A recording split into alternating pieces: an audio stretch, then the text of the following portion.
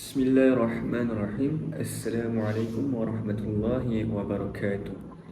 Nama diberi Muhammad Faris bin Muhammad Hisham dari kelas ICT 1A bernombor metrik 12303. Di sini saya akan menyampaikan 4 surah, iaitu yang pertama surah Al-Ikhlas ayat 1 hingga 4. Yang kedua ialah surah Al-Imran ayat 18. Yang ketiga ialah surah Al-A'la ayat 1 hingga 4. Dan juga yang terakhir ialah suratul Waqi'ah ayat 68 dan 69. Di sini saya akan membacakan surah yang pertama, iaitu surah Al-Ikhlas. Bismillahirrahmanirrahim. Qul huwallahu ahad, Allahus samad, lam yalid wa lam yulad wa lam yakul lahu kufuwan ahad. Subhanallahul azim. Seterusnya terjemahan dari ayat-ayat yang telah saya bacakan sebentar tadi, iaitu Bismillahirrahmanirrahim. Qul huwallahu ahad. Katakanlah wahai Muhammad, Tuhanku ialah Allah yang Maha Esa. Allahus samad, Allah yang menjadi tumpuan sekalian makhluk untuk memohon sebarang hajat. Lam yalid wa lam yulad, ia tiada beranak dan ia pula tidak diperanakkan. Walam yakul lahu kufuwan ahad, dan tidak ada sesiapa pun yang serupa dengannya. Sebab nuzul dari ayat ini ialah dalam suatu riwayat ada dikemukakan bahawa kaum musyrikin meminta penjelasan tentang sifat-sifat Allah kepada Rasulullah sallallahu alaihi wasallam dengan berkata, jelaskan kepada kami sifat-sifat Tuhanmu. Maka penurunan ayat ini adalah sebagai tuntutan untuk menjawab pertanyaan kaum musyrikin tersebut. Diriwayatkan oleh At-Tirmizi, Al-Hakim dan Ibnu Khuzaimah dari Abi Aliyah dari Ubay bin Ka'ab. Diriwayatkan pula oleh At-Tabarani dan Ibnu Jarir dari Jarir Abdillah, dan dijadikan dalil bahawa surah ini adalah surah Makkiyah. Dapat beberapa pengajaran yang kita dapat dari ayat-ayat ini. Yang pertama ialah hanya Allah yang berhak disembah, tiada yang lain yang berhak disembah melainkan Allah. Yang kedua ialah hendaklah kita meyakini tentang keesaan Allah Subhanahu wa taala. Yang ketiga ialah berdosa jika seseorang itu mensyirikkan Allah dengan menyekutukan Allah dengan yang lain. Dan yang keempat ialah hanya kepada Allah kita memohon pertolongan.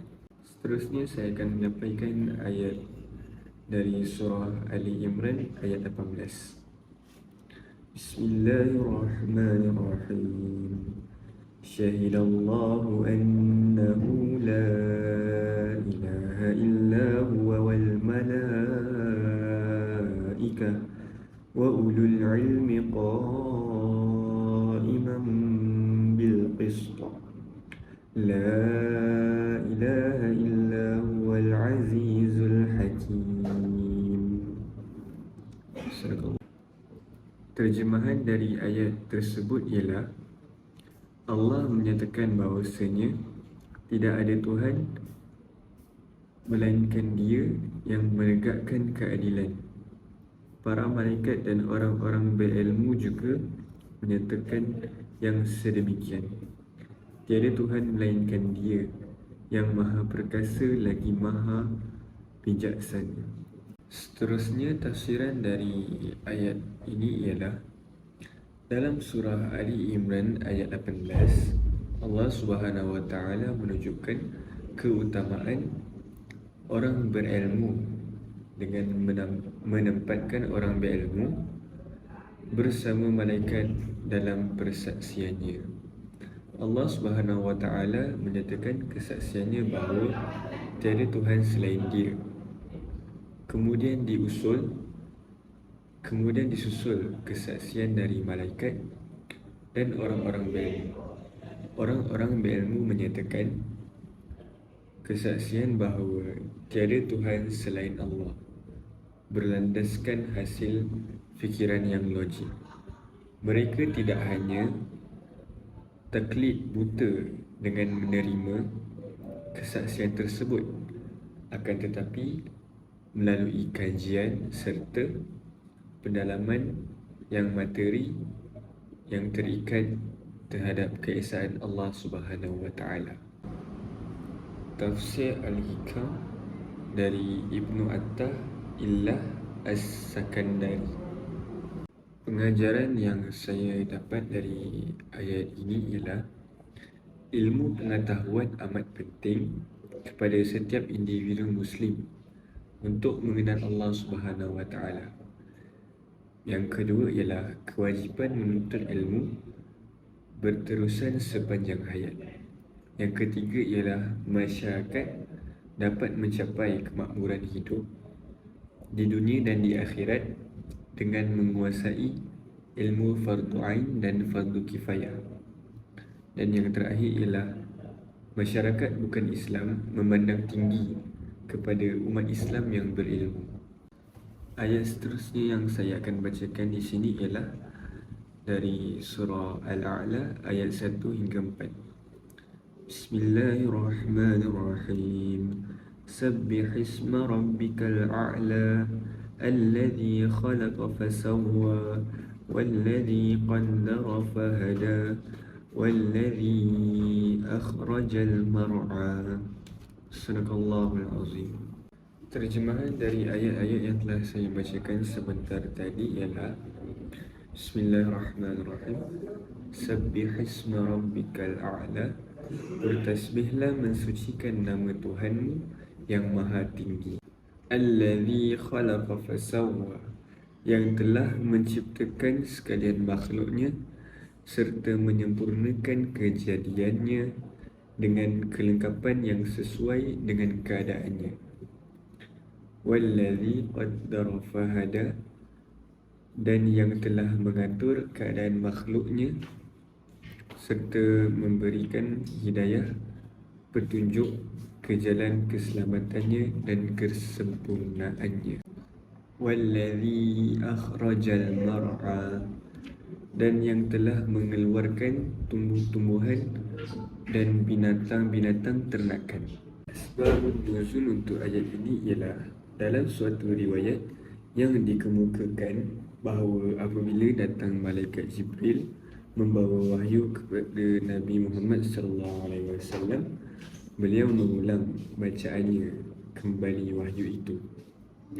Sebelum Jibril selesai menyampaikannya kerana takut lupa lagi, berkenaan dengan hal tersebut, maka Allah menurunkan ayat ini sebagai jaminan bahawa Rasulullah SAW tidak akan lupa pada wahyu yang telah diturunkan kepadanya. Diriwayatkan oleh At-Tabarani yang bersumber dari Ibnu Abbas. Surah terakhir yang saya akan bacakan ialah dari surah Al-Waqi'ah ayat 68 dan 69. Bismillahirrahmanirrahim. Afara'aytumul ma'a alladhi tashrabun أأنتم أنزلتموه من المزن أم نحن المنزلون. Sadaqallahul azim. Terjemahan dari ayat ini ialah Afara'aytumul ma'alladhi tashrabun. Selain dari itu, tidakkah kamu melihat air yang kamu minum? أأنتم أنزلتموه من المزن أم نحن المنزلون. Kamukah yang menurunkannya dari awan sebagai hujan, atau kami yang menurunkannya? Tafsir ayat ini ialah Pernahkah pula kamu memperhatikan air yang kamu minum setiap hari? Kamukah yang menurunkannya dari awan, ataukah kami yang menurunkan air itu? Ketahuilah, kalau kami kehendaki, nescaya kami menjadikannya asin sehingga tidak layak minum. Maka mengapakah kamu tidak bersyukur atas anugerah Allah yang Maha Besar itu?